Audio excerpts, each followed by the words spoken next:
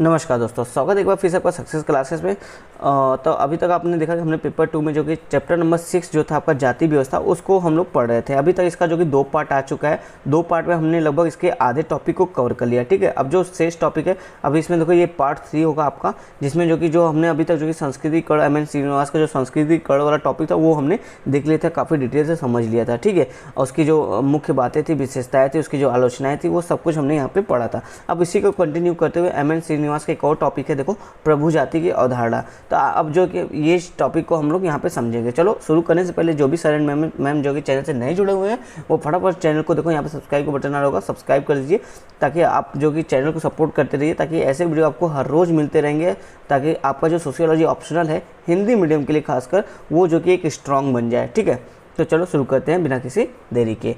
तो देखो यहाँ पे प्रभु जाति के बारे में बात हो रही है। तो प्रभु जाति का थोड़ा सा इंट्रो समझो, क्या होता है प्रभु जाति मतलब।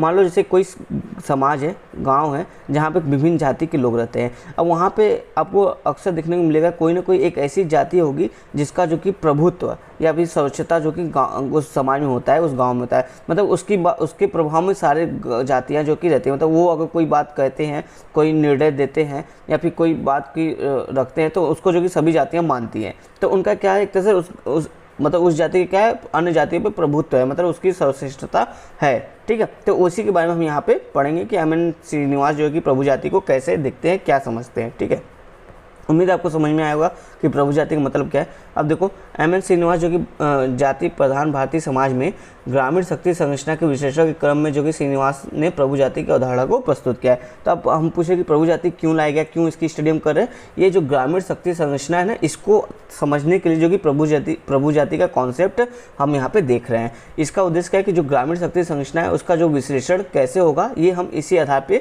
देखेंगे, प्रभु जाति के आधार पर। ठीक है, ये जो प्रभु जाति थे जिनके पास गांव की शक्ति का केंद्रीकरण होता था और गांव के अन्य जातियां उनके प्रभाव में होती हैं। श्रीनिवास का मानना है कि परिवर्तनशील भारतीय ग्रामीण समाज की शक्ति संरचना में किसी जाति का प्रभुत्व केवल कर्मकांडी परिस्थिति पर निर्भर नहीं करता है, बल्कि सत्ता और संपदा पर भी निर्भर करता है। देखो यहाँ पे श्रीनिवास बताते हैं कुछ पहले क्या था, जब आपका प्राचीन पहले का समाज था, ठीक है, उसमें क्या होता था कि जो कर्मकांड यानी जो ब्राह्मण हैं उनको जो कि प्रभु जाति समझा जाता है। लेकिन अब बोल रहे हैं कि परिवर्तनशील जो भारतीय ग्रामीण समाज है इसमें काफ़ी परिवर्तन कई फैक्टर के कारण हुए।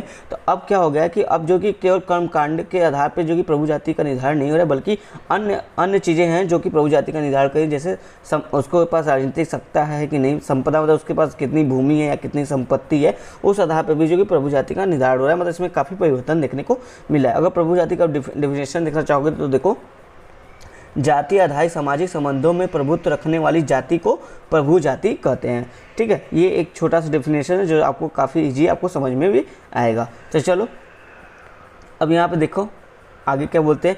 इस संदर्भ में उन्होंने प्रभु जाति की प्रभुत्वशीलता को निर्धारित करने वाले प्रमुख 3 कारकों की चर्चा की है। श्रीनिवास जो कि बताते हैं यहाँ पे कि मुख्य रूप से 3 कारक है जो बताएगा कि कौन सी जाति प्रभु जाति है। ठीक है, तो देखो 3 कारक कौन कौन से। पहला कारक ये बताता है कि संख्यात्मक बोलता। अगर मान लो किसी समाज में किसी जाति की संख्या ज़्यादा है तो उसके अंदर वो काबिलियत है कि वो प्रभु जाति उस समाज में बन जाएगा। ठीक है, मैक्सिमम ऐसा देखा जाता है जिसकी संख्या ज़्यादा होती है उसकी का जो कि प्रभुत्व, उस जाति का प्रभुत्व जो कि ज़्यादा होता है उस गांव समाज में। फिर देखो सेकंड करें भूस्वामित्व। जिस जाति के पास जो कि ज़्यादा आर्थिक संपन्नता होगी वो उसके पास भी जो कि अवसर होता है कि वो प्रभु जाति के रूप में जो कि समाज में आ सकता है। ठीक है, थर्ड करें राजनीतिक शक्ति। ये तो देखो काफ़ी इंपॉर्टेंट हो जाता है, जिसके पास सत्ता होती है। ठीक है, राजनीतिक का सत्ता होता है, उस जाति का जो कि आप देखोगे ये ज़्यादा अवसर प्राप्त हो जाता है कि वो प्रभु जाति के रूप में समाज में आ सकता है। तो ये 3 कारक, ये तीनों चीज़ें जिस समाज में होती है, जिन मान लो कोई ऐसी जाति है, इस मान लो ये गांव ए है, ठीक है, इसमें कोई एक ऐसी जाति है जिसकी संख्या भी बहुत अधिक है, मतलब बहुसंख्यक है, और इनके पास भूस्वामी भी हो जाता है और ये राजनीतिक सत्ता में भी है। तो ऐसी अगर जाति कोई होगी इस समाज में तो ये जाति डेफिनेटली जो होगी प्रभु जाति के रूप में सामने आ जाएगी। तो ये 3 कारक जो कि श्रीनिवास बताते हैं जिसके आधार पर कोई जाति प्रभु जाति बन जाती है। अब देखो भारत के ग्रामीण समुदाय में उपरोक्त तीनों शक्ति रखने वाली जाति प्रभु जाति होती है।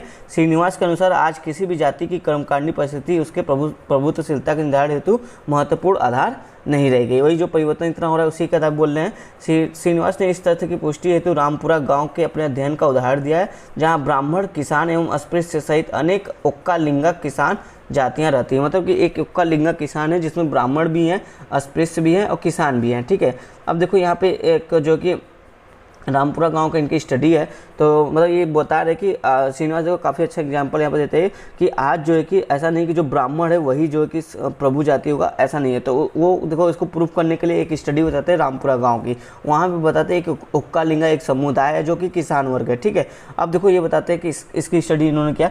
इन्होंने बताया कि उक्का लिंगा की कर्मकांडी परिस्थिति जो कि ब्राह्मणों से निम्न है। मतलब जो ब्राह्मण की जो कर्मकांड की परिस्थिति है उस समाज में, उस गांव में, वहाँ पे जो कि उक्का लिंगा की परिस्थिति उनकी अपेक्षा जो कि निम्न है। फिर देखो आगे, परंतु गांव के लगभग 80% भूमि का स्वामित्व उक्का लिंगा के पास है। लेकिन देखो अभी जो हमने एक सेकेंड फैक्टर देखा था आर्थिक स्थिति, मतलब भू स्वामित्व, तो लेकिन देखो इनकी परिस्थिति कर्मकांड का था, देखो तो नीचे है ब्राह्मणों से, लेकिन इनके पास जो संपत्ति है वो गांव का 80% है। मतलब संपत्ति का था ये तो काफ़ी ऊपर है। ठीक है, और उक्का लिंगा की संख्या में भी अधिक है और ग्रामीण मामलों में राजनीतिक प्रभाव भी रखते हैं। तो मतलब उक्का लिंगा जो ऊपर के 3 फैक्टर थे, तीनों बातों को प्रस्तुत करते हैं कि इनका ये बहुसंख्यक भी है, इनके पास जो कि संपत्ति भी बहुत ज़्यादा है और ये जो कि राजनीतिक सत्ता में भी प्रभाव अपना रखते हैं। फलस्वरूप निम्न कर्मकांडी परिस्थिति के बावजूद उक्का लिंगा जो कि रामपुरा की प्रभु जाति है। तो देखो जो ऐसे एग्जाम्पल, ऐसे स्टडी होते हैं ना, इसको आप जरूर अपने आंसर में कोट करिए अपनी बातों को प्रूफ करने के लिए, क्योंकि इससे देखो एग्जामिनर काफ़ी इंप्रेस होता है और आपको अच्छे मार्क्स मिलते हैं। तो ये स्टडी काफ़ी, उक्का लिंगा वाली जो स्टडी है काफ़ी अहम हो जाती है, जहाँ पे ये बताया जाता है कि इनका जो उक्का लिंगा है वहाँ के जो ब्राह्मण है उनसे उनकी परिस्थिति निम्न होने के बावजूद भी वो जो कि उस गांव समाज में प्रभु जाति के रूप में है। ठीक है, तो ये आपको समझ में आ गया क्यों, क्योंकि ऐसे बहुत सारे भी फैक्टर इनके साथ है। ये बहुसंख्यक है, इनके पास आर्थिक संपत्ति है और ये जो कि राजनीतिक में भी अपने प्रभाव रखते हैं। इन्हीं कारण ये जो कि प्रभु जाति उस समाज में बने हुए हैं। तो ये काफ़ी अच्छी स्टडी है। आगे देखो, नवीन परिवर्तनों के संदर्भ में श्रीनिवास ने अपने बाद के लेखनों में यह स्वीकार किया है कि भारत में प्रभु जाति के अब कई अन्य निर्धारक कारक भी हो गए। देखो कोई भी जाति प्रभु जाति होगी, इसके बहुत सारे कारक अब भारत में हो गए, जैसे पश्चिमी शिक्षा, आरक्षण का व्यवस्था, प्रशासन में निम्न जाति के लोगों की उच्च पदों पर नौकरियां, आय के अन्य नगरीय स्रोत आदि। मतलब ये सभी फैक्टर जो कि आज जो कि प्रभु जाति का निर्धारण करिए किसी भी समाज के लिए।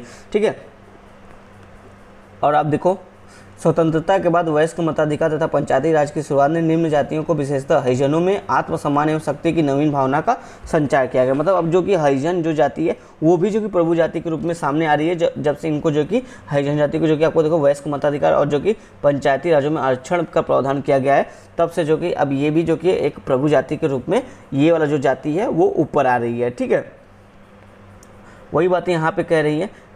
आगे देखो नेक्स्ट पॉइंट, यह भी सत्य है कि उनके स्वरूप में परिवर्तन हो रहा है और पुरातन प्रभु जाति की प्रभुता का ह्रास हो रहा है। वही कह रहे हैं कि जो आपका जो पुरातन प्रभु जाति है अब उनकी प्रभुता में ह्रास हो रहा है, क्योंकि नए नए फैक्टर आ गए जो प्रभु जाति को जो कि आगे ला रहे हैं, मतलब अन्य जातियों को भी प्रभु जाति बनने का अवसर दे रहे हैं।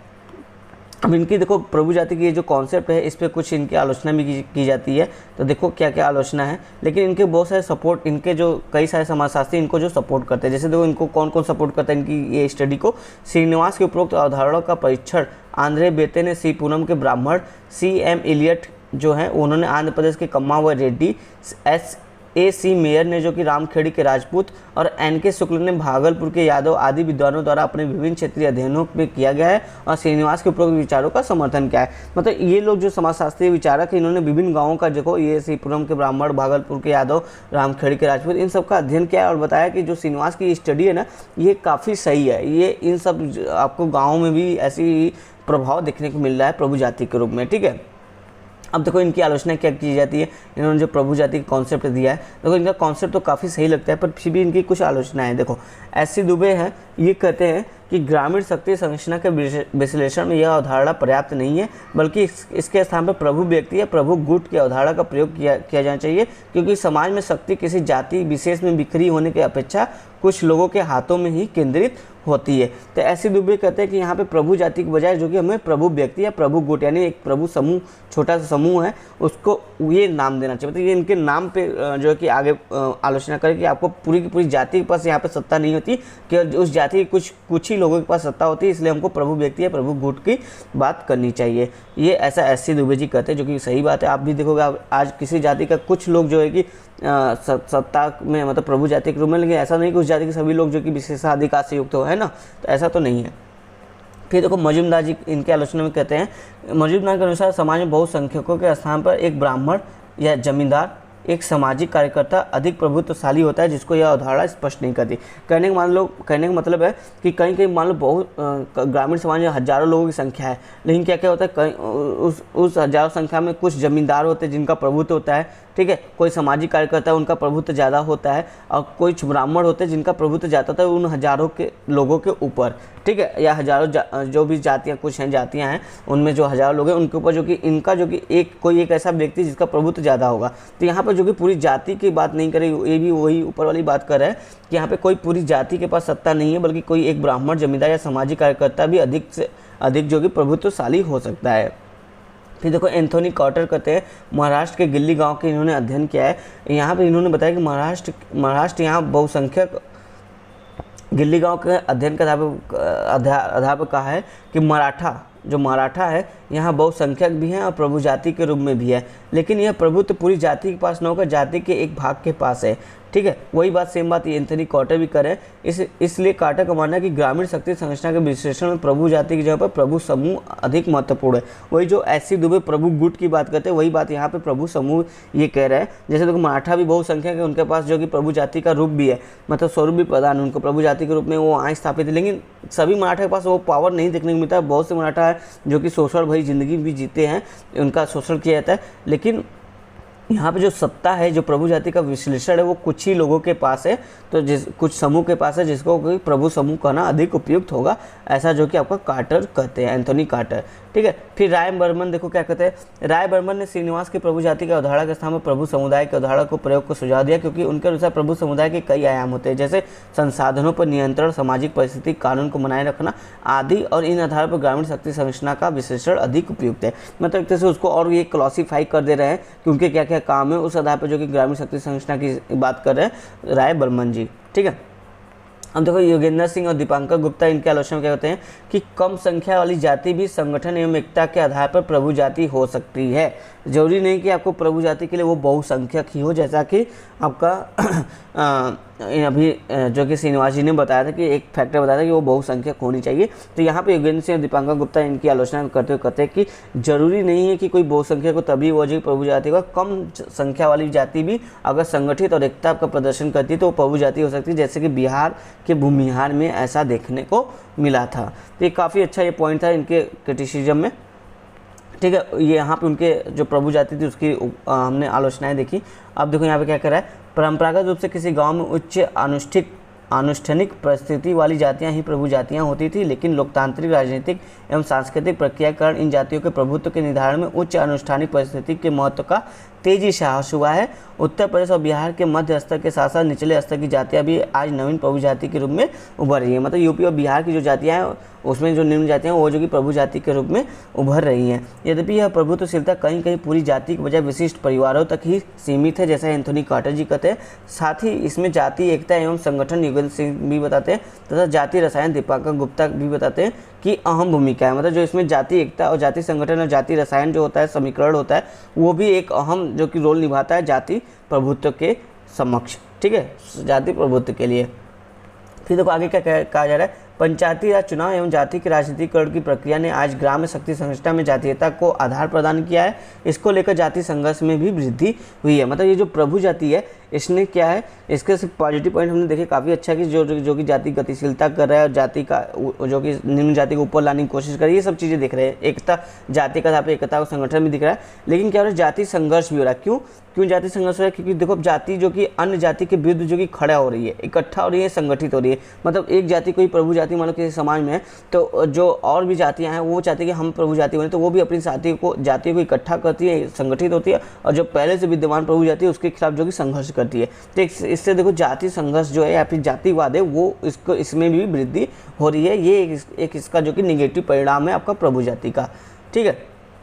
फिर देखो आगे क्या कहता है, इस प्रकार प्रभु जाति की प्रकृति में परिवर्तन और जाति सोपान के मध्य एवं निचले स्तर की जातियों को जातियों का प्रभु जाति के रूप में उभार वर्तमान ग्रामीण भारत की महत्वपूर्ण घटना है और वैश्वीकरण एवं तकनीकी विकास के बावजूद ग्रामीण शक्ति संरचना में जाति एक महत्वपूर्ण घटक बनी हुई है। अतः वर्तमान ग्रामीण शक्ति संरचना के विश्लेषण में श्रीनिवास का यह विचार एक दृष्टिकोण प्रदान करता है और आज इस रूप में यह आज भी महत्वपूर्ण है। वही जो प्रभु जाति की बात करते श्रीनिवास, यह बताता है कि एक तरह से ये भी जो आज देखो इतना वैश्विक और तकनीकी विकास हो गया फिर भी जो कि भारत की जो जाति व्यवस्था है यह जो कि आज भी महत्वपूर्ण बनी हुई है। ठीक है, ये हमने समझा प्रभु जाति जो का कॉन्सेप्ट जो आपका एम.एस. श्रीनिवास का था। अब देखते हैं जाति व्यवस्था के बारे में लुई ड्यूमा का क्या कहना है। देखो लुई ड्यूमा जो कि धर्म के आधार पर भारत जो विद्याशास्त्र है इसके आधार पर जो कि जाति व्यवस्था का अध्ययन करते हैं और ये जो कि जाति को जो कि पवित्रता और अपवित्रता के आधार पर बताते हैं। मतलब कि जो जाति जितना पवित्र होगी वो समाज में सामाजिक स्थिरीकरण में उतना ऊपर होगी और जो जाति जितना कम पवित्र होगी मतलब जितना ज़्यादा अपवित्र होगी वो उतना ही नीचे होगा सामाजिक स्थिरीकरण में। ठीक है, तो चलो देखते हैं ये क्या बोलते हैं। ड्यूमा ने जाति व्यवस्था के अपने अध्ययन में भारतीय विद्याशास्त्रीय दृष्टि और संरचनात्मक उपागम दोनों का प्रयोग किया है। देखो इन्होंने क्या क्या प्रयोग किया ये जरूर आप कोट करिएगा जब भी ड्यूमा के बारे में लिखने का आएगा। भारत विद्याशास्त्रीय दृष्टि और संरचनात्मक उपागम, ठीक है, दोनों का उपयोग किया है। भारत के समाजशास्त्र को समाजशास्त्र एवं भारत विद्याशास्त्र के संगम पर स्थापित करने का प्रयास किया है। ड्यूमा के अनुसार भारत एक ऐसा धार्मिक समाज है जो जाति व्यवस्था की शुद्ध संस्तरण व्यवस्था से परिचालित है और यह जो संस्तरण है ये आपका जो कि पवित्रता और अपवित्रता की विरोधी वैचारिक मूल्यों पर आधारित है।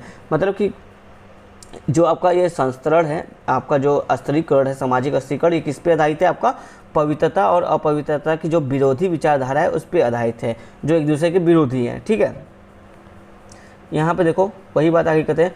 फिर देखो ड्यूमा यहाँ पे बताते हैं ड्यूमा ने जाति व्यवस्था में निहित इस संस्तरण की व्याख्या हेतु वैचारिकी को प्राथमिक माना, मतलब जो विचार है उनको जो कि प्राथमिक माना, उनको जो कि पहले देखते हैं विचारों के आधार पर जो कि जाति व्यवस्था को मानते हैं। ये इस वैचारिकी का स्रोत क्या है, धर्मशास्त्री ग्रंथों में, मतलब धर्मशास्त्री ग्रंथ पढ़कर ही जो कि लोगों के विचार बन गए हैं कि जो उच्च जाति वो ब्राह्मण है और जो निम्न जाति वो शूद्र है। क्यों? क्योंकि ब्राह्मण जो कि ज़्यादा पवित्र और शूद्र जो कि अपवित्र है। ठीक है, इस तरह की बातें जो कि विचारों से ही आई है। तो वही कह रहे आगे। फिर देखो ड्यूमा ने जाति व्यवस्था को ब्राह्मणवादी दृष्टिकोण से देखा है, फलतः ड्यूमा की कड़ी आलोचना की जाती है। कहा जाता है ड्यूमा ने जाति व्यवस्था के अध्ययन में विविध स्रोत ग्रंथों मानवशास्त्रीय एवं समाजशास्त्रीय अध्ययनों का प्रयोग नहीं किया है और पवित्रता एवं अपवित्रता के एक पक्ष को ही सब कुछ मानते हुए जाति के सामाजिक आर्थिक और राजनीतिक पक्षों की पूर्णतः उपेक्षा की। मतलब इन्होंने पवित्रता और अपवित्रता यानी जो एक सांस्कृतिक पक्ष है जाति का बस उसी आधार पर जो कि इसकी व्याख्या की, जबकि जाति का जो और सामाजिक आर्थिक और राजनीतिक पक्ष है उसकी जो कि उपेक्षा की है। इस तरह इनकी आलोचना भी की जाती है। उपरोक्त कमियों के बावजूद भारतीय जाति व्यवस्था के अध्ययन में ड्यूमा का योगदान महत्वपूर्ण है। अभी तक हमने जो कि ड्यूमा का जो जाति संस्तरण था पवित्रता अपवित्रता कॉन्सेप्ट था वो एक ओवरव्यू हमने समझ लिया है यहाँ पे। ठीक है, और देखो जो ड्यूमा है आगे देखते हैं। फ्रांसीसी समाज वैज्ञानिक लुई ड्यूमा कहा के फ्रांसीसी समाज के वैज्ञानिक है, सामाजिक वैज्ञानिक है, फ्रांस के हैं। ठीक है, तो फ्रांसीसी समाज वैज्ञानिक लुई ड्यूमा ने विश्व को पूर्वी और पश्चिमी दो भागों में बांट के देखा है और समानता को पश्चिमी समाज का केंद्रीय विशेषता माना है और संस्तरण को पूर्वी समाज का मुख्य रूप से भारतीय समाज की विशेषता होता है। देखो जो ड्यूमा है वो विश्व को दो भागों में बांट के देखते हैं। ठीक है, एक है पश्चिमी समाज, एक है पूर्वी समाज। मान लो ये पूरी पृथ्वी है, ठीक है, ये आपका ईस्ट हो गया, ये आपका वेस्ट हो गया। आप इसको बीच से डिवाइड कर दो, इधर का पार्ट ईस्ट है, इधर का पार्ट वेस्ट है। ठीक है, तो ड्यूमा कहते हैं जो ये वाला पार्ट है विश्व का यह जो कि पश्चिमी समाज है और इसमें जो कि समानता के तत्व पाए जाते हैं, जबकि ये जो पूर्वी समाज है विश्व का यह जो कि आपका खासकर भारतीय समाज इसमें जो कि भेदभाव पाया जाता है यानी संस्तरण की स्थिति पाई जाती है। ऐसा जो कि ड्यूमा जो कि पूरे विश्व को दो भागों में बांट कर देखते हैं, ईस्ट और वेस्ट में। वेस्टर्न सोसाइटी को बोलते हैं ये समानता पर आधारित है, जबकि जो ईस्टर्न सोसाइटी है वो भेदभाव पर आधारित है। ऐसा जो कि ड्यूमा जो कि पूरे विश्व को एक समाज के रूप में देख के बताया है।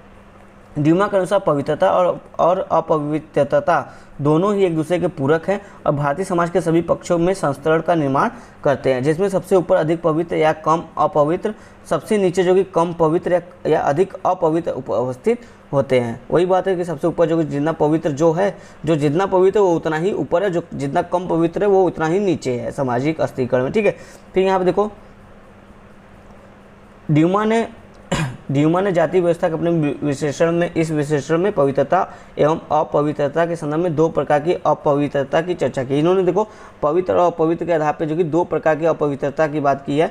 तो देखो दो प्रकार की अपवित्रता कौन कौन सी है। पहला है अस्थायी, जो दूसरा स्थायी। अस्थायी मतलब जो कि कुछ देर के लिए क्षणिक है, ठीक है। यह क्षणिक या कुछ काल के लिए होती है, जिसको कुछ धार्मिक कर्मकांडों के पश्चात दूर किया जाता है, जैसे जन्म या मृत्यु के समय अपवित्रता। जैसे आप देखते हो कि आज भी कुछ लोग जो कि शमशान घाट से होके आते हैं, किसी की डेथ हो जाती है तो उनको उनका अंतिम क्रिया में शामिल होते हैं। जब वापस आते हैं तो घर आके पहले हाथ पैर धोते हैं या नहाते हैं, स्नान करते हैं और अपने आप को किसी और से टच होने नहीं देते। मतलब वो इस टाइम मानते हैं कि हम जो कि अपवित्र हो चुके हैं, अपने आप को शुद्ध करने के लिए वो स्नान करते हैं, ठीक है।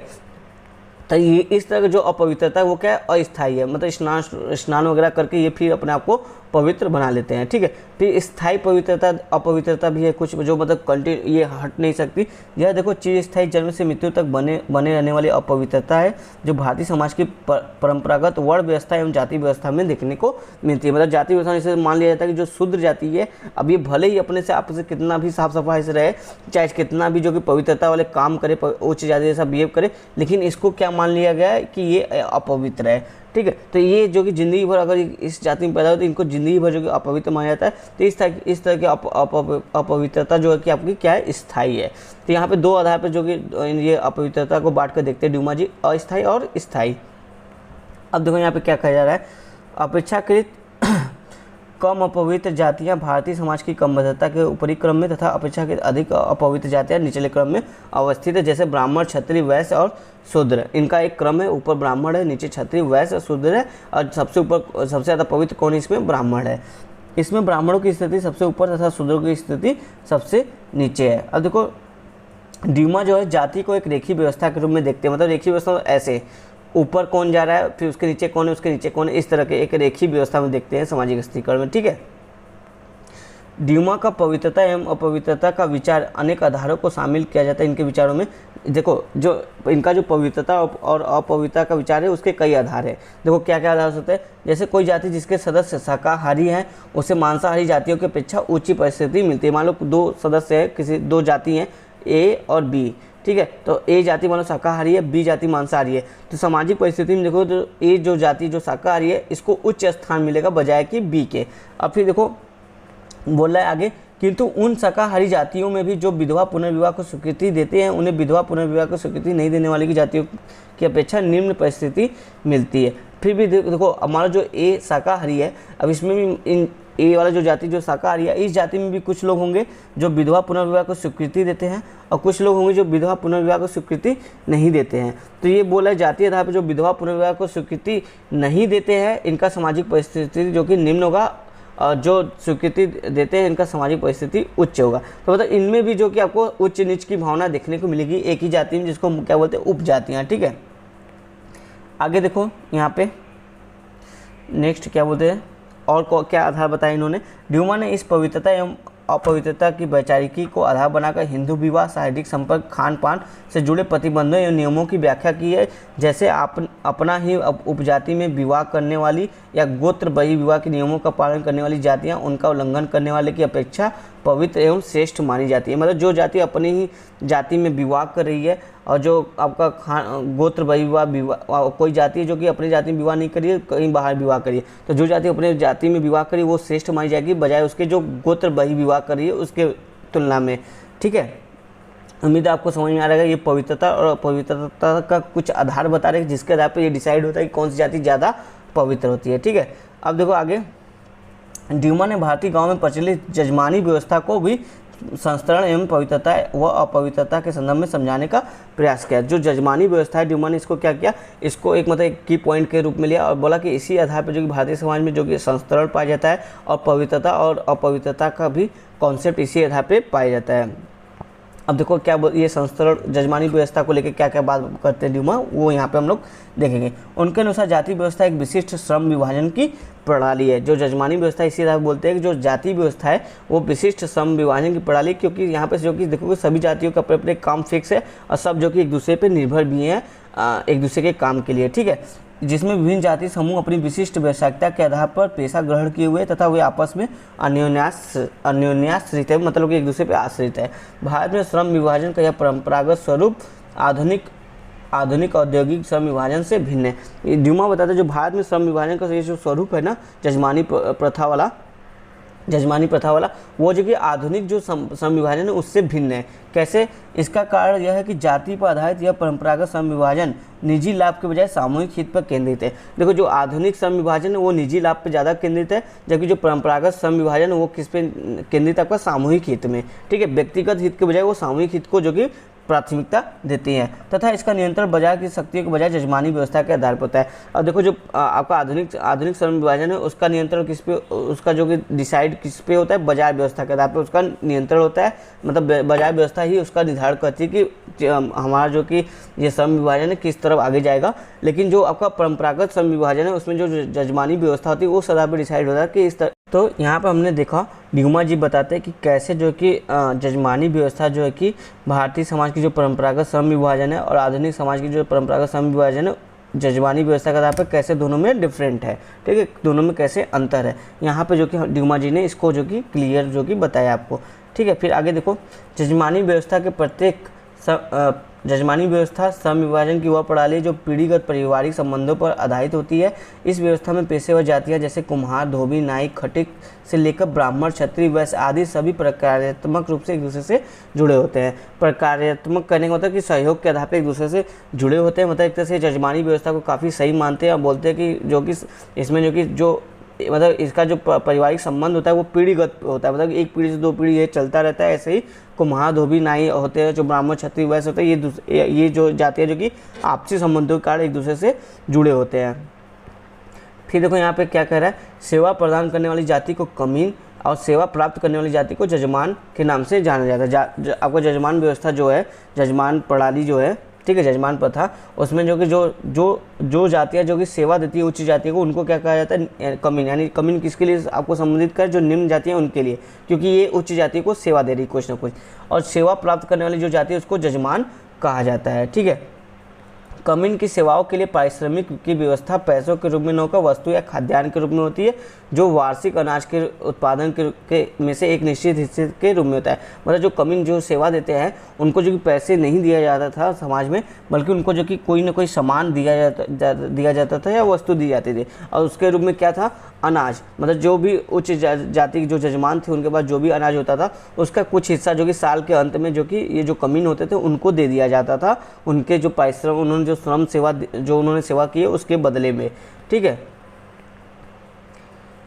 और देखो इसके अलावा देखो मांगलिक अवसर, पर्व एवं त्यौहार पर भी कुछ वस्तुओं के रूप में भुगतान होता है। मतलब जो जजमान थे वो जो कि मांगलिक अवसर होते थे, त्यौहार होते थे, पूजा पाठ होता था, कोई पर्व होता था, तो उसके अवसर पर भी जो कि कमीन को जो यानी सेवा करने वाली जो जातियां हैं उनको जो कि कुछ ना कुछ ये अनाज वगैरह दे देते थे। ठीक है, फिर देखो यहाँ पे बोल रहा है, इस तरह ड्यूमा ने जजमानी व्यवस्था को इस तरह ड्यूमा ने जजमानी व्यवस्था को एक धार्मिक संस्था के रूप में वर्णित किया है और बिडलमैन के विचारों के विपरीत यह स्थापित किया कि जजमानी व्यवस्था भूस्वामियों एवं भूमिहीनों के बीच राजनीतिक, आर्थिक और प्रभुत्व का आधार रही है, और जजमानी व्यवस्था पर आधारित यह संबंध ग्रामीणों को एक संस्तरणबद्ध सामूहिकता के रूप में संगठित करता है। कहने का मतलब जो ड्यूमा है वो जजमानी व्यवस्था को काफ़ी सही मानते हैं और बोलते हैं जो कि समाज में जो कि आपका भूस्वामी और भूमिहीन जो व्यक्ति हैं उनके बीच में जो कि सामाजिक, राजनीतिक और आर्थिक आधार पर जो कि एक संबंध बना रहता है और इससे समाज का एकीकरण बना रहता है। अब देखो, जो ड्यूमा ने ये कॉन्सेप्ट दिया अपना जजमानी व्यवस्था के आधार पर श्रम विभाजन का भारतीय समाज में, और जो भूमिहीन है और जो भूस्वामी उनके बीच जो संबंध है जो कि पॉजिटिव संबंध दिखाया, उसकी आलोचना भी की जाती है। ठीक है, देखो क्या आलोचना की जाती है। ड्यूमा की मान्यता है कि पूर्व का समाज असमानता पर आधारित है और पश्चिमी समाज जो कि समानता पर आधारित है। ड्यूमा का यह विभाजन तर्कसंगत नहीं है। यदि भारत में सामाजिक संस्करण ने उच्च नीच, श्रेष्ठ अधीनस्थ को संचालित रखा है, तो पाश्चात्य समाज में भी नस्लवाद, प्रजातिवाद और रंगभेद की नीति की विद्यमानता के संदर्भ में ड्यूमा स्पष्ट उत्तर नहीं देते हैं। कहने का मतलब यहाँ पे कह रहा है कि जो ड्यूमा है उन्होंने भारतीय समाज और पश्चिमी समाज, मतलब पूर्वी समाज, पश्चिमी समाज को दो भागों में बांट के देखा था और बताया था कि पश्चिमी समाज में समानता है जबकि पूर्वी समाज में असमानता है। तो ये जो इन्होंने ये अपना एक कॉन्सेप्ट दिया था, ये आलोचक करे कि ये सही नहीं है। क्यों? कि अगर ये बोलते हैं अगर भारत में मतलब यानी पूर्वी समाज में आप देखोगे कि सामाजिक संस्करण पाया जाता है, उच्च नीच की भावना पाई जाती है, श्रेष्ठ अधीनस्थ की भावना पाई जाती है, तो जो पाश्चात्य यानी जो पश्चिमी समाज है उसमें भी ये भेदभाव देखने को मिलता है। किस रूप में? नस्लवाद के रूप में, प्रजातिवाद के रूप में और रंगभेद की नीति के आधार पर भी वहाँ पे यही जो कि भेदभाव देखा जाता है, बस उसका स्वरूप दूसरा है। तो ये नहीं कह सकते आप कि पश्चिमी समाज जो कि समानता पर आधारित समाज है। ठीक है, दूसरा पॉइंट देखो इनके आलोचना में क्या कही जाती है। ड्यूमा ने भारतीय संस्कृति में निहित असमानता की प्रवृत्ति के आधार पर भारतीय समाज में विभाजन एवं असमानता को दर्शाया है। इस प्रक्रिया में ड्यूमा ने न केवल भारतीय सामाजिक असमानता के भौतिक एवं आर्थिक पक्षों की अवहेलना की है, बल्कि यह प्रमाणित करने का प्रयास भी किया कि भारत में समानता एवं समानवाद संभव नहीं है, क्योंकि यहाँ की संस्कृति असमान श्रेणी क्रम पर आधारित है। देखो यहाँ पे जो ड्यूमा है वो जो कि भारतीय समाज को जो कि असमानता के आधार पर मानते हैं और बोलते हैं ये जो कि असमानता पर आधारित समाज है ये काफ़ी सही है, इसमें जो कि इस आधार पर एकीकरण है। तो इस आधार पर जो कि भारतीय समाज में जो समानतावाद पाई जाती है, उसकी संस्कृति पाई जाती है, उसका जो कि ये उपेक्षा करते हैं। ठीक है, फिर देखो दीपांकर गुप्ता का मानना है कि पवित्रता एवं अपवित्रता के बीच ड्यूमा द्वारा बताया गया आधारभूत विरोध जो कि सार्वभौमिक नहीं है, मतलब हर जगह यह जो कि एप्लीकेबल नहीं है। ड्यूमा ने जाति व्यवस्था के मूल्यों की तार्किक एवं सुसंगत व्यवस्था के रूप में दर्शाया है। मार्क्सवादियों ने इसकी आलोचना में कहा है कि ड्यूमा जाति तनाव एवं संघर्ष है, अंतर्जातीय शोषण जैसे पक्षों की अवहेलना की। देखो जजमानी व्यवस्था में जो भेदभाव की स्थिति थी, उच्च जाति निम्न जाति की स्थिति थी, इन्होंने इसको बड़ा सही बताया। लेकिन जो मार्क्सवादी है वो बोलते हैं कि इसमें जो शोषण है, उच्च जाति तथा निम्न जाति का किया जाने वाला शोषण है, उसको ये जो कि बताने में सक्षम नहीं रहे, उसकी जो कि अवहेलना कर दी है। तो इस आधार पर भी ड्यूमा की जो कि आपको देखो आलोचना देखने को मिलेगी। अब देखो नेक्स्ट पॉइंट है, ड्यूमा के विश्लेषण में शक्ति एवं परिस्थिति के मध्य पृथक्करण दिखाई पड़ता है, जहां परिस्थिति यानी ब्राह्मण सदैव शक्ति यानी राजा से पृथक रहती है और साथ ही शक्ति पर परिस्थिति का नियंत्रण सदैव बना रहता है। आलोचकों का कहना है कि ड्यूमा का यह विश्लेषण वास्तविक धरातल पर सही नहीं है, क्योंकि भारत में परिस्थिति न केवल शक्ति से बल्कि कई कारकों से प्रभावित होता है। ड्यूमा ने देखो शक्ति और परिस्थिति के आधार पर जो कि दोनों को अलग अलग देख के बताया, अलग अलग करके बताया और बताया कि शक्ति जो कि परिस्थिति पर निर्धारित होती है। समाज में जिसकी परिस्थिति ज़्यादा ऊंचा होती है वो जो कि शक्ति पर नियंत्रण रखता है। कहने मतलब जो ब्राह्मण जो कि काफ़ी ऊंचे है और वो जो राजा के पास शक्ति थी तो वो राजा पे नियंत्रण रखता है। तो वही आलोचक कहते हैं कि आज जो कि शक्ति का निर्धारण केवल परिस्थिति पर नहीं है, बल्कि और भी कई कारक जैसे आर्थिक कारक है, सामाजिक कारक है, अन्य पक्ष भी है। उस आधार पर जो कि ड्यूमा जो कि इसकी बात नहीं करते थे, इस आधार पर इनकी आलोचना की जाती है। फिर देखो नेक्स्ट पॉइंट आपसे करें, आलोचकों का कहना है कि भारतीय समाज या जाति व्यवस्था की विशेषताएं जड़ या अपरिवर्तनीय नहीं है, जैसा कि ड्यूमा के विचारों से परिलक्षित होता है। देखो ड्यूमा जो बोलते हैं ना, ये जो जजमानी व्यवस्था या जो संस्करण उच्च नीच का भाव है, इनमें आपसी सहयोग बना रहता है और ये जो समाज जो एक अच्छे रूप में चलता है। तो ये एक तरह से क्या बोले कि ये ऐसा बना रहेगा और ऐसा ही चलता रहेगा, इसमें जो कि बदलाव नहीं होगा, मतलब जाति गतिशीलता नहीं होगी। तो जो आलोचक है वो इस बात से सहमत नहीं, वो बोलते हैं कि भारतीय समाज में जाति गतिशीलता भी है। ठीक है, नेक्स्ट पॉइंट देखो, ड्यूमा असमानता पर आधारित भारतीय समाज को आदर्श समाज मानता है, जहां जजमानी व्यवस्था द्वारा निम्न जातियों को आर्थिक सुरक्षा मिलती है तथा उच्च जाति के लोग निम्न जातियों को पुत्र के समान मानते हैं एवं उनके हितों की रक्षा करते हैं। अतः भारतीय समाज में निहित यह असमानता शोषण का कारण नहीं है। ठीक है, ड्यूमा का यह विचार भी आलोच्य है, क्योंकि इससे सही मान लिया जाए तो हरिजनों पर होने वाले उत्पीड़न एवं अत्याचार की घटनाओं की व्याख्या यह जो इनकी थ्योरी है वो साबित नहीं कर पाती है, उसकी व्याख्या नहीं कर पाती है। तो इस तरह की हमने जो कि ड्यूमा के ने जो असमानता को जो कि अच्छा माना था, आदर्श व्यवस्था माना था भारतीय समाज के लिए, तो वो बिल्कुल सही नहीं है। यहाँ पे ये आलोचक जो कि बताते हैं। चलते हुए नेक्स्ट पॉइंट की तरफ। नेक्स्ट पॉइंट देखो क्या करा है, ड्यूमा ने जाति व्यवस्था के विश्लेषण को भारतीय विद्या शास्त्रीय स्रोतों का सहारा लेते हुए ब्राह्मणवादी दृष्टिकोण पर आधारित किया है और पवित्रता एवं अपवित्रता के एक पक्ष पर बल देते हुए जाति के सामाजिक, आर्थिक और राजनीतिक पक्षों को बिल्कुल भुला दिया है। मतलब जो और भी जाति के पक्ष थे उसको जो कि इग्नोर कर दिया है, जिससे जो कि जाति व्यवस्था की विकृत व्याख्या के अलावा उनका यह दृष्टिकोण सीमित और पक्षतापूर्ण साक्ष्यों पर आधारित है। तो इस आधार पर उन्होंने कहा कि काफ़ी इनकी जो कि आलोचना की गई, जो इनका ये सिद्धांत था। ठीक है,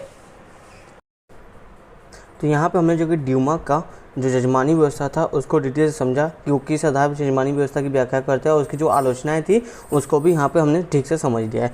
अब अगर जजमानी व्यवस्था से संबंधित कोई भी ड्यूमा का पर्सपेक्टिव क्वेश्चन आता है ड्यूमा के संबंधित, तो आप इजीली जो कि उसको आप टैकल कर सकते हो। या फिर अगर जजमानी व्यवस्था आता है तो वहाँ पर आप ड्यूमा को भी कोट कर सकते हो कि ये समाज के लिए अच्छा मानते थे और एक तरह से समाज के लिए प्रकारवादी, इसको प्रकार के आधार पर जो जजमानी प्रथा को देखते थे। ठीक है, चलते आगे देखते हैं।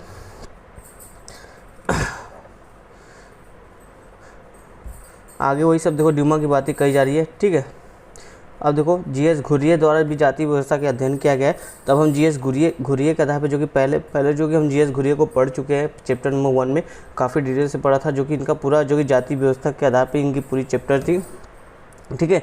वहाँ पे हमने देख लिया। यहाँ पे जो कि अब पहले हमने इनको देख चुका है, तो यहाँ पे जो कि थोड़ा जल्दी जो कि इनको देखने की कोशिश करेंगे, क्योंकि आपको एक बेसिक आइडिया इनके बारे में पता है कि ये जो कि धर्म के आधार पे जो वैदिक ग्रंथ है उसके आधार पर ही जो कि जाति व्यवस्था का व्याख्या करने की कोशिश करते हैं। तो देखो यहाँ पे घुरिये के ऋग्वेद, मनुस्मृति तथा ब्राह्मण ग्रंथों को स्रोत के रूप में प्रयोग करते हुए जाति व्यवस्था को एक पूर्णतः विशिष्ट भारतीय घटना के रूप में स्वीकार नहीं किया है। मतलब इनका कहने वाला जो जाति व्यवस्था ऐसा नहीं कि सिर्फ भारत के लिए स्पेसिफिक है। जाति व्यवस्था के आधार पर जो सामाजिक संरचना है, ऐसी सामाजिक संरचना अन्य समाजों में भी पाई जाती है, पर वो उसका बस स्वरूप अलग है, थोड़ा सा उसमें विभिन्नता है। मतलब कि ऐसा भेदभाव जो है कि अन्य समाजों में भी देखने को मिलती है। तो वही बोले कि वही ये कहते हैं कि यह जो कि पूर्णतः भारत के लिए विशिष्ट घटना के रूप में इसको स्वीकार नहीं करते। और देखो इनकी जो जाति व्यवस्था है उसको जो कि 6 लाक्षणिक विशेषताओं की ये अपनी जाति व्यवस्था में जो कि 6 विशेषताओं की चर्चा करते हुए सांस्कृतिक एवं संरचनात्मक पक्षों को समझाने के प्रयास करते हैं। तो जो जाति व्यवस्था का जो सांस्कृतिक पक्ष है और संरचनात्मक पक्ष है उसको जो कि जाति व्यवस्था के 6 कैरेक्टर के आधार पर या 6 विशेषता के आधार पर समझाने का प्रयास करते हैं, ठीक है। कौन से वो 6 हैं वो आगे हम देखेंगे। जो 6 गुणधर्म है उसके आधार पर जो व्याख्या करते हैं। भारत में जाति व्यवस्था की उत्पत्ति के लिए मुख्यतः इंडो आर्यन संस्कृति के ब्राह्मण उत्तरदायी रहे हैं, जिन्होंने अपनी शुद्धता एवं आधिपत्य को कायम रखने के लिए इस व्यवस्था को उत्पन्न किया है। यानी घुरिये जी कहते जो जाति व्यवस्था का उत्पन्न करने वाला कौन था, वो जो आर्यन थे, आर्य समाज के लोग थे, वो जो भारत में आए वो जो भारत में आए और भारत के जो द्रविड़ समाज के लोग थे उन पे आक्रमण किया, उनको पराजित किया। तो वो जो अपनी स्वच्छता को जो उनकी स्वच्छता थी या श्रेष्ठता थी कि हमने युद्ध जीता है, हमने यहाँ के क्षेत्र को अधिकार कर लिया है, तो इसको स्थापित करने के लिए जो कि जाति व्यवस्था का निर्माण किया है, ऐसा जो कि जीएस घुरिये जी बोलते हैं, ठीक है। फिर देखो ये जो भी अपनी अध्ययन बताते हैं वो किसके आधार पर बताते हैं, पुस्तकीय साक्ष्यों के आधार पर। कहने का मतलब जो वेद होते हैं, ग्रंथ होते हैं, उसी आधार पर जो कि अपनी स्टडी को बताते हैं, ठीक है। तो इसीलिए इनकी जो स्टडी होती है इसको क्या बोलते हैं, पुस्तकीय आधार पर स्टडी बोलते हैं, ठीक है। तो पुस्तकीय साक्ष्यों के आधार पर घुरिये ने जाति व्यवस्था की गतिशीलता को भी दर्शाया है और स्पष्ट किया कि ईस्वी सन की प्रारंभिक शताब्दियों में से किस प्रकार वैश्य शूद्र और शूद्र वैश्य बन गए। इनका कहने का मतलब जो इन्होंने जो ईस्वी सन की प्रारंभिक शताब्दियों की स्टडी भी की है और बताया इन्होंने कि किस तरह से जो कोई वैश्य जाति था वो शूद्र में तब्दील हो गई और जो शूद्र जाति थे वो जो कि वैश्यों में भी तब्दील हो गए। मतलब एक तरह से जाति में जो कि आपका गतिशीलता देखने को मिल रही है, ठीक है। अब देखो जीएस घुरिये ने जो जाति व्यवस्था की प्रकृति और संरचना है उसको यहाँ पे बताने की कोशिश की है। तो चलो देखते हैं कि जीएस घुरिये कैसे जो कि जाति व्यवस्था की प्रकृति और संरचना को बताते हैं। यहाँ पे देखो घुरिये कहते हैं जाति व्यवस्था को एक जटिल घटना माना है और गुण धर्मात्मक पद्धति या लाक्षणिक पद्धति का प्रयोग करते हुए जाति व्यवस्था की प्रकृति और संरचना को समझने का प्रयास किया है। जो हमने यहाँ पे वही बोला था, जो 6 गुण धर्म थे उसके या 6 विशेषताएं थी जाति की, उसी आधार पर जो कि इस जाति व्यवस्था की संरचना और लक्षण, जो जाति व्यवस्था की प्रकृति और संरचना है उसको समझने का प्रयास किया। तो वो देखो 6 बात यहीं पर है, जो 6 विशेषताएं हैं जाति व्यवस्था की। पहला समाज का खंडात्मक विभाजन, मतलब जो समाज है वो विभिन्न खंडों में विभाजित है।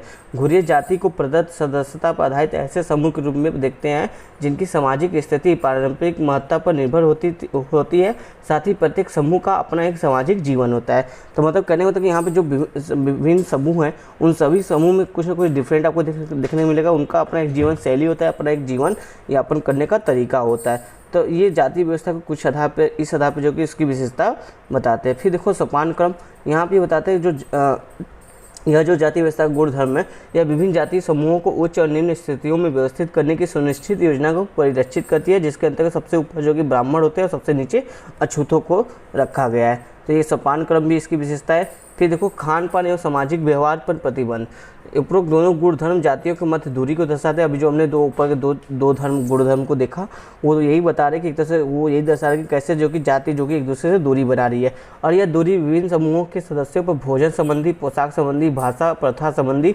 निषेधों को लगाकर बनाई जाती है। ये जो दूरी अपने बनाने की कोशिश करी उसका आधार क्या है, भोजन भोजन, पोशाक, भाषा और प्रथाएं जो होती है उनको जो कि निषेध, उन पर जो कि प्रतिबंध लगा के ये दूरियां बनाई जा रही है। निम्न जाति के लोग उच्च जातियों की भाषा, पोशाक, प्रथा आदि का अनुकरण नहीं कर सकते। इस तरह की जो कि इसमें भेदभाव देखने को मिलता है। फिर चौथा पॉइंट ये बोलते हैं प्रदूषण एवं अपवित्रता। ठीक है, निम्नतम जातियों को सर्वाधिक अपवित्र माना गया है। वही जो ड्यूमा अपने जाति व्यवस्था के अध्ययन में बताते हैं, वही ये सांस्कृतिक पक्ष के आधार पे बता रहे हैं कि जो घुरिया जी कहते हैं निम्न जाति जो है उनको सर्वाधिक अपवित्र माना गया है, जिसकी अभिव्यक्ति उनके साथ जुड़ी हुई विभिन्न निर्योग्यताओं के रूप में होती है। जैसे निम्न जाति को गाँव के कुएँ तथा तालाबों के प्रयोग से वंचित रखा जाता है, उन्हें गांव के प्रमुख सीमा से बाहर रखा जाता है, उन्हें गांव की सभी गलियों में प्रवेश करने की अनुमति नहीं होती है और इनको गांव के दक्षिण में रहने के लिए बाध्य किया जाता है। जबकि उपरोक्त सभी क्षेत्रों में ब्राह्मणों को विशेषाधिकार प्राप्त होता है। महाराष्ट्र के जो महार है, महारों का उदाहरण इसी संदर्भ को उल्लेख करता है। तो ये महाराष्ट्र की एक स्टडी को भी बताते हैं। महाराष्ट्र के जो महार उनकी स्थिति के आधार पर जो कि इसी चीज़ को बताने की कोशिश करते हैं कि कैसे जाति व्यवस्था में निषेधों का भी पालन किया जाता है। फिर देखो अगला गुणधर्म क्या है, व्यवसाय के स्वतंत्र चुनाव पर प्रतिबंध। मतलब जो जिस जाति में है वो उसी जाति का व्यवसाय करेगा, उसके पास जो कि स्वतंत्रता नहीं है कि किसी और जाति के व्यवसाय को धारण कर ले। फिर अंतर्विवाह एक इनका जो कि काफ़ी महत्वपूर्ण कैरेक्टर है जाति व्यवस्था कि प्रत्येक जाति जो कि अपनी ही जाति में जो कि विवाह करेगी, किसी बही जाति में विवाह नहीं करेगी। ठीक है, तो यहाँ घुरिया ने जाति और देखो घुरिया जी अब क्या कहते हैं, जाति और उपजाति के भेद जो है उसको भी स्पष्ट करते हुए बताते हैं। एक स्टडी के आधार पे घुरिया ने महाराष्ट्र के बनिया जाति का उदाहरण दिया है जाति और उपजाति के भेद को स्पष्ट करने के लिए। ठीक है, देखो इन्होंने यहाँ पे एक डायग्राम देखो, यहाँ पे इस पे बताया कि जो बनिया जाति हैं, जो महाराष्ट्र का एक बनिया जाति है, उसमें भी कई सारी उपजातियाँ हैं। देखो जैसे ये 3 उपजाति तो पहले ही दिखाई दी, श्रीमाली, पुरवाल और मोद। फिर पुरवाल में भी और उपजातियाँ बढ़ गई है, दस्सा और बीसा। ठीक है, फिर दस्सा में एक और उपजाति, 2 और उपजाति हो गई है, सूरत वाले और बॉम्बे वाले। ठीक है, तो एक तरह से देखो जाति एक ये बनिया है, ये सभी जो बनिया जाति से है, लेकिन इनमें भी कई सारी ये उपजातियाँ विभाजित हो गई है। तो ये जाति और उपजाति को भी स्पष्ट रूप से समझाने का प्रयास करते हैं आपका जीएस घुरिया जी। देखो ये घुरिया जी ने जो कि जाति गुणधर्म के आधार पे जो कि जाति व्यवस्था को के संरचनात्मक पक्ष को या उसके क्रियात्मक पक्ष को जो कि हमको समझाने का प्रयत्न किया है अपने 6 पॉइंट के आधार पे। अब देखो इन्हीं जो ये जो 6 पॉइंट के गुणधर्म है, इन्हीं आधार पे जो इनकी आलोचना भी की जाती है। तो इनके आलोचना में देखो क्या कहा जाता है, घुरिया ने अपने विश्लेषण में इन गुणधर्मों के पीछे का काम करने वाले किसी समान नियमों की व्याख्या का प्रयास नहीं किया, जैसा कि ड्यूमा ने अपवित्रता एवं पवित्रता की वैचारिकी को संदर्भ में किया था। मतलब ये कोई ऐसा कोई सिद्धांत नहीं प्रस्तुत करे कि ये गुणधर्म कैसे काम करते हैं, जैसा कि ड्यूमा ने बताया था कि पवित्र और अपवित्र के आधार पे जो कि गुणधर्म काम करते हैं, लेकिन इन्होंने ऐसा कोई कॉन्सेप्ट नहीं दिया है। तो इस आधार पर इनकी जो कि आपकी आलोचना की जाती है। दूसरा देखो घुरिया का विश्लेषण जो कि जाति व्यवस्था के संदर्भ में सभी स्थितियों पर लागू नहीं होता है। गुणधर्मों की उच्चता या निम्नता का परिणाम नहीं, मतलब जो जाति सोपान क्रम है वो गुणधर्मों की उच्चता या निम्नता का परिणाम नहीं है। ऐसा देखो मैकिम जो मेडिएट है उन्होंने किशनगढ़ी गांव का अध्ययन किया था, तो उसने बताया कि यहाँ पे जो कि गुणधर्म के आधार पर कोई जाति उच्च या नीच निम्न नहीं है। ऐसा यहाँ पे इन्होंने जो कि मैकिम मेडिएट ने अध्ययन किया था, तो इस आधार पर जो कि घुरिया की इस विशेषता का ये खंडन करते हैं। फिर देखो नेक्स्ट पॉइंट क्या करें, घुरिया ने उपरोक्त विश्लेषण में विभिन्न जातियों के मध्य संबंधों को निर्धारित करने वाले आर्थिक एवं राजनीतिक शक्ति की भूमिका के विश्लेषण का प्रयास नहीं किया। मतलब कहने का जो घुरिया है उन्होंने केवल सांस्कृतिक पक्ष को ही लिया जाति व्यवस्था के एक्सप्लेनेशन में, उसके विश्लेषण में, जबकि जो आर्थिक और राजनीतिक शक्ति की भूमिका थी उसको जो कि अनदेखा कर दिया। श्रीनिवास के विश्लेषण में जो कि आपको ये राजनीतिक और आर्थिक जो कि पक्ष है ये देखने को मिलेगा। फिर देखो दीपांकर गुप्ता का मानना है कि विभिन्न जातियों के मध्य सोपान के निर्धारण में उन जातियों की अपनी अपनी महत्वपूर्ण धारणाएं हैं जिनका विश्लेषण जो कि घुरिया के विचारों से नहीं होता। मतलब कि हर जाति की अपनी अपनी कुछ महत्वपूर्ण धारणाएं हैं, इसका विश्लेषण जो घुरिया जो अपना वो 6 गुणधर्म के आधार पर करते हैं जाति व्यवस्था का, वो इसका व्याख्या जो कि नहीं कर पाते हैं। ठीक है, उपरोक्त आलोचनाओं के बावजूद जाति व्यवस्था के स्वरूपों के विश्लेषण में घुरिया का उपरोक्त योगदान भारतीय समाजशास्त्र के लिए महत्वपूर्ण है, जिसके साथ अन्य दृष्टिकोण को शामिल कर जाति व्यवस्था को उसकी समग्रता के साथ समझा जा सकता है। अब देखो घुरिया का यहाँ पे देखेंगे जाति व्यवस्था की उत्पत्ति कैसे हुई। यहाँ पे देखो जीएस घुरिया जी कुछ बात बताते हैं, तो उसको यहाँ पे हम लोग समझने की कोशिश करेंगे। वही जो आर्य आए थे बाहर से, द्रविड़ लोगों पे आक्रमण करके इन पे आधिपत्य अपना जमा लिया था, फिर अपनी शासन व्यवस्था को बनाए रखने के लिए इन्होंने जो आर्य थे इन्होंने अपने कुछ नियम कानून बनाए और जो कि जो द्रविड़ों पे थोप दिया। तो वही बात यहाँ पे कही जा रही है, थोड़ा डिटेल में ये देखते कैसे। देखो, घुरिया ने जाति व्यवस्था की उत्पत्ति के विश्लेषण में प्रजाति तत्वों एवं प्रजाति भेदभाव को काफ़ी महत्व दिया है तथा आर्यों एवं द्रविड़ों के बीच प्रजाति भिन्नता को जाति व्यवस्था का प्रारंभिक स्रोत माना है। मतलब जो आर्य और जो द्रविड़ थे उनमें जो भेदभाव था उसी के आधार पर जो कि जाति व्यवस्था का उत्पत्ति होता है। घुरिया के अनुसार लगभग 2500 वर्ष पूर्व इंडो आर्यन प्रजाति का भारत में आगमन हुआ। इन लोगों ने युद्ध के द्वारा यहाँ के मूल निवासी और द्रविड़ों को पराजित किया। ठीक है, जो द्रविड़ यहाँ के मूल निवासी थे उनको इन्होंने आर्य ने हरा दिया तथा इन्हें दास के नाम से संबोधित किया। आर्य जब भारत में आए थे तब वे स्पष्ट रूप से 3 वर्गों में विभक्त थे, जिनके बीच साधारणतः विवाह संबंधी कोई सैद्धांतिक निषेध विद्यमान नहीं था। मतलब जब आर्य भारत में आए थे तो उस समय ज़्यादा जो विवाह संबंधी निषेध था, सैद्धांतिक निषेध था, वो नहीं था। लेकिन जब भारत में वो आए और जब द्रविड़ को हराए तो उन्होंने इसको दास कहा। और फिर आगे देखो, यहाँ पे देखो, चूँकि इंडो आर्यन धार्मिक पवित्रता की भावना रखते थे और साथ ही यहाँ के मूल निवासियों पर विजय प्राप्त करने के कारण विजय गौरव से उत्प्रोत थे, इसलिए उन्होंने यहाँ के मूल निवासियों से स्वयं को दूर रखने का प्रयत्न किया। इस प्रक्रिया में सबसे पहले यहाँ के आदिवासियों से बने शूद्रों से विवाह करने पर कठोर प्रतिबंध लगा दिया गया और उनको आर्यों की धार्मिक पूजा आदि करने की आज्ञा नहीं दी गई। मतलब जो आदिवासी उस टाइम के थे अब क्या हो गए, वही शूद्र हो गए। ठीक है, फिर देखो, ब्राह्मणवादी संस्कृति का एक महत्वपूर्ण भाग वैदिक कर्मकांड था, जिसको बढ़ा चढ़ाकर प्रस्तुत किया जाने लगा। ब्राह्मणों ने सर्वप्रथम अपने सदस्यों के दिशा निर्देश के लिए नियम बनाए, क्योंकि वे वैदिक कृत्यों की पवित्रता को सुरक्षित रखना, अपने संस्कारों की शुद्धता बनाए रखना तथा आदिवासियों के ऊपर अपनी श्रेष्ठता को स्थापित करना चाहते थे। समाज के सर्वसम्मानी वर्ग ब्राह्मण द्वारा जो सामाजिक प्रतिमान प्राप्त करने के लिए किया जाने समाज के सर्वसम्मानी वर्ग ब्राह्मणों द्वारा जो सामाजिक प्रतिमान स्थापित किया गया उसी का नकल अन्य समूहों द्वारा भी सम्मान प्राप्त करने के लिए किया जाने लगा। इस प्रकार विवाह, खान पान एवं सामाजिक सहवास संबंधी भौतिक प्रतिबंधों के समाज के केवल 4 वर्णों के विचार पर आधारित थे, प्रत्येक समूह की अब विशेषता बन गए। कहने मतलब जो ब्राह्मण उस टाइम उच्च समझे जाते थे, अपने आप को श्रेष्ठ बताते थे, तो जो अन्य जातियाँ थी वो भी अपने आप को उस समय जो कि अन्य जो आपकी जातियाँ थी भारतीय समाज की, वो भी अपने आप को श्रेष्ठ दिखाने के लिए जैसा ब्राह्मण करते थे सांस्कृतिक कार्य या जो भी गति अपने व्यवहारिक पक्ष करते थे, वैसा ये भी करने लगे ताकि ये भी उच्च हो जाए। जैसे इसी वजह से जो कि विवाह में निषेध, खान पान में निषेध, जो कि खान पान, विवाह, भौतिक चीज़ों में जो कि निषेध, जो कि आप देखोगे जो पहले ब्राह्मण जो रखे थे अन्य जातियों के लिए, तो अन्य जातियां भी इसका पालन करने लगी दूसरी जातियों से अंतर रखने के लिए। ठीक है, तो क्योंकि ये भी जो कि ब्राह्मण जैसे उच्च बनने की इच्छा रखते थे, ऐसा जो कि जीएस घुरिया का मानना है। फिर देखो, घुरिया ने स्पष्ट लिखा है कि अंतर्विवाह की उत्पत्ति सर्वप्रथम गंगा के मैदान में रहने वाले ब्राह्मणों में हुई और अंतर्विवाह एवं जाति व्यवस्था के अन्य तत्वों को वहीं से ब्राह्मण अनुयायियों द्वारा देश के अन्य भागों में फैलाया गया। इस तरह गंगा के मैदान में रहने वाले ब्राह्मणों ने शारीरिक शुद्धता एवं सांस्कृतिक दृढ़ता को बनाए रखने के लिए प्रयत्न किया, जिसके फलस्वरूप जाति व्यवस्था की उत्पत्ति संभव हुई। मतलब ये जो अंतर्विवाह की कॉन्सेप्ट है, ये जो कि पहले ब्राह्मण करते थे, अन्य जातियाँ भी जो अपने आप को श्रेष्ठ बनाने के लिए जो कि अंतर्विवाह का कॉन्सेप्ट जो कि धारण कर लिया कि हम भी अपनी जाति में विवाह करेंगे, अन्य जाति में विवाह नहीं करेंगे, तो इस वजह से जो कि ये जो कॉन्सेप्ट है पूरे समाज में फैल गया। फिर देखो, यहाँ घुरिया ने जाति व्यवस्था की उत्पत्ति में न केवल प्रजाति की कारकों को स्वीकार किया बल्कि ब्राह्मणों के योगदान को महत्व को भी प्रदान किया और कहा कि जाति इंडो आर्यन की संस्कृति का बच्चा है। ठीक है, ये कोटेशन काफ़ी इंपॉर्टेंट है जीएस घुरिया का।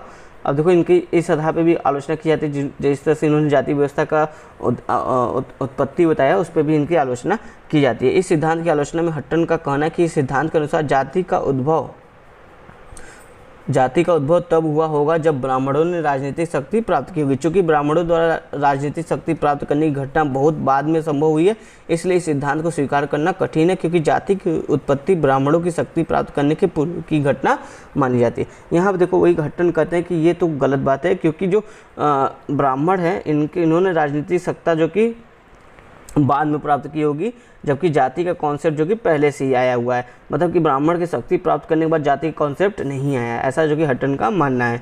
फिर देखो, इस सिद्धांत के अनुसार जाति व्यवस्था से संबंधित मान्यताओं की रचना ब्राह्मणों द्वारा की गई। मतलब जो घुरिया सिद्धांत देते हैं उसके आधार पर अगर आप देखोगे तो जो जाति व्यवस्था की जो पूरी मान्यताएं हैं, जो भी इसमें निषेध है, उसकी उत्पत्ति किसके द्वारा की गई? ब्राह्मणों द्वारा की गई और इसे समाज पर ला दिया गया। ऐसा जो कि जीएस घुरिया का स्टडी बताता है कि ब्राह्मण ने अपने पक्ष में नियम कानून बनाया और इसको जो कि भारतीय समाज जो अन्य लोग थे उनके ऊपर इसको जो कि लाद दिया गया है। तो अब देखो, इसी आधार पर जो कि इनकी आलोचना की जा रही है कि आलोचकों का कहना है कि समाजशास्त्री दृष्टिकोण से कोई भी सामाजिक व्यवस्था समाज पर जबरदस्ती नहीं लादी जा सकती है। यह कदापि स्वीकार नहीं किया जा सकता कि ब्राह्मणों द्वारा बनाई गई चतुर कृत्रिम राजनीतिक व्यवस्था को लोग हजारों वर्षों तक समझ नहीं पाए और ब्राह्मण उनका शोषण करते रहते। मतलब ये बोलते हैं कि ऐसी चीज़ें जो कि ये ब्राह्मणों की सोची समझी साजिश है, इस तरह की चीज़ें जो कि सही प्रतीत नहीं होती हैं। ठीक है, फिर देखो आगे नेक्स्ट पॉइंट में इनकी आलोचना क्या कही जाती है। इनकी आलोचना में प्रजाति एवं सांस्कृतिक भिन्नताओं एवं संपर्क के कारण ही यदि जाति व्यवस्था की उत्पत्ति हुई है तो आलोचकों का कहना है कि भारत में आने वाले मुसलमानों तथा ईसाइयों में स्पष्टतः जाति व्यवस्था का विकास क्यों नहीं हो पाया, या इसके प्रभाव में एक नई व्यवस्था की रचना क्यों नहीं पाई। कहने का मतलब कि जो जैसे ये बोलते हैं कि आर्य के संपर्क में आने के कारण जो कि जाति व्यवस्था की उत्पन्न हुई है। ठीक है, मतलब जो बाहरी लोग आए हैं यानी प्रजाति लोग हैं उनके संपर्क में आने के कारण जो कि जाति व्यवस्था या एक नई सामाजिक व्यवस्था का निर्माण हुआ है। तो वही कह रहे हैं कि आलोचक करें इस तरह से तो बाहर से तो मुसलमान भी आए थे, ब्रिटिशर्स भी आए थे, तो इनके आने पर भारत में क्यों एक नई सामाजिक व्यवस्था नहीं आ गई, जाति व्यवस्था जैसे कोई क्यों एक नई सामाजिक व्यवस्था नहीं बन पाई। अगर ऐसी बात होती तो इनके आने पर भी एक नई सामाजिक व्यवस्था बनती, पर ऐसा नहीं बना, तो इस हिसाब से भी इनकी आलोचना की जाती है।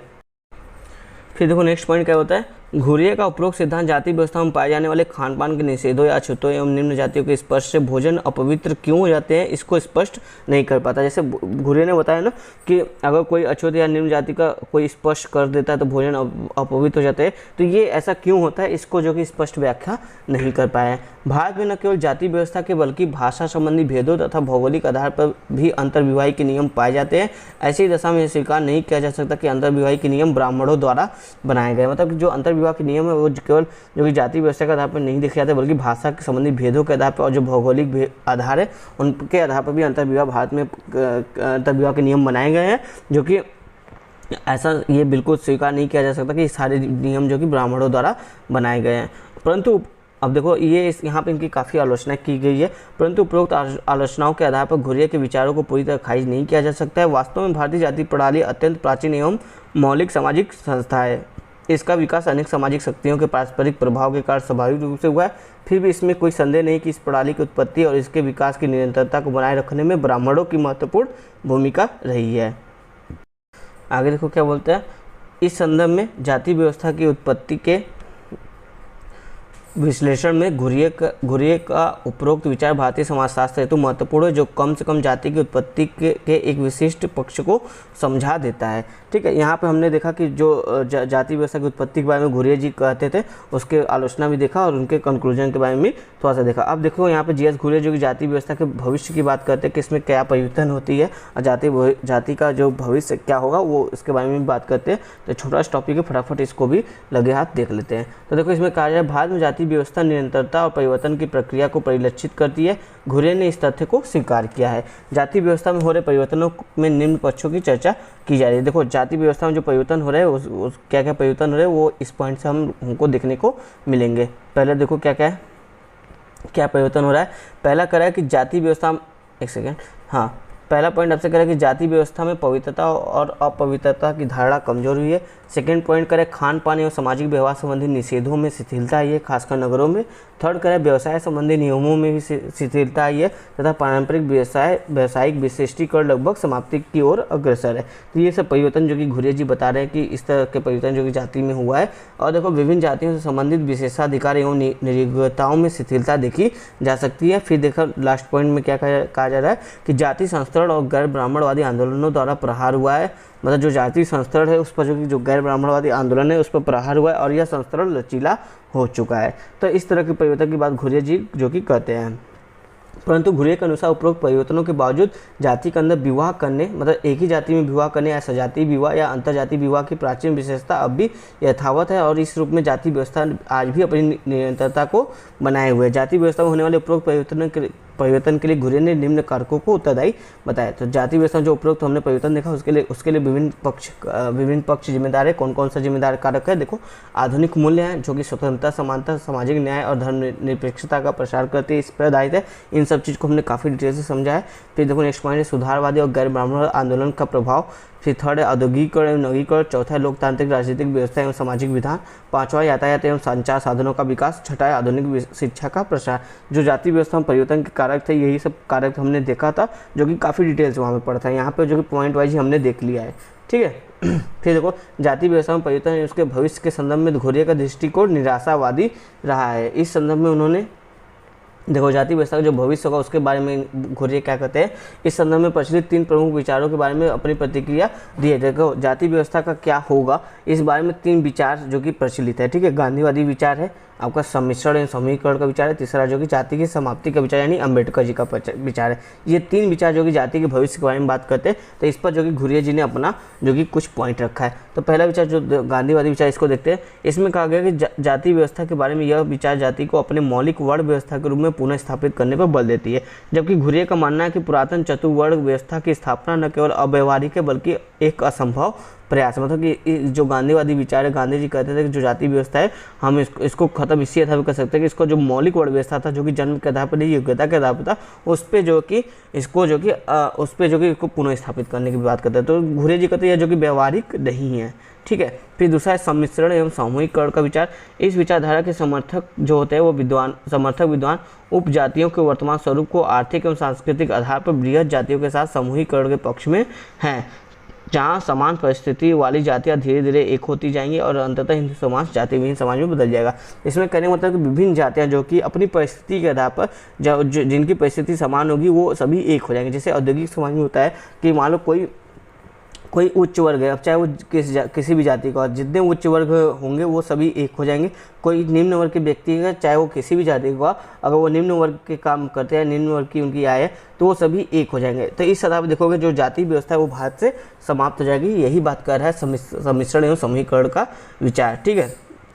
घुरिये का कहना है कि समूहीकरण की यह प्रक्रिया बहुत धीमी है और इस दिशा में शिक्षा के प्रसार एवं प्रगतिशील जनमत बनाने में काफ़ी समय लगेगा, ठीक है। फिर देखो जाति की समाप्ति का विचार एक और है जो कि अम्बेडकर जी देते हैं। इस विचारधारा के समर्थक विद्वान अम्बेडकर जाति व्यवस्था के कुछ पक्षों के अत्यंत निकृष्ट एवं शोषणकारी और कुछ पक्षों के राष्ट्र विरोधी मानते हैं। मतलब जाति व्यवस्था के कुछ पक्षों को जो कि शोषणकारी और राष्ट्र विरोधी मानते हैं और इसकी खामियों से भारतीय समाज को मुक्त कराने हेतु जाति व्यवस्था को पूर्णतः समाप्ति पर बल देते हैं। घुरिये ने इस विचारधारा का समर्थन करते हुए इसके लिए अंतर्जातीय विवाह को एक श्रेष्ठ उपाय के रूप में प्रस्तावित किया है।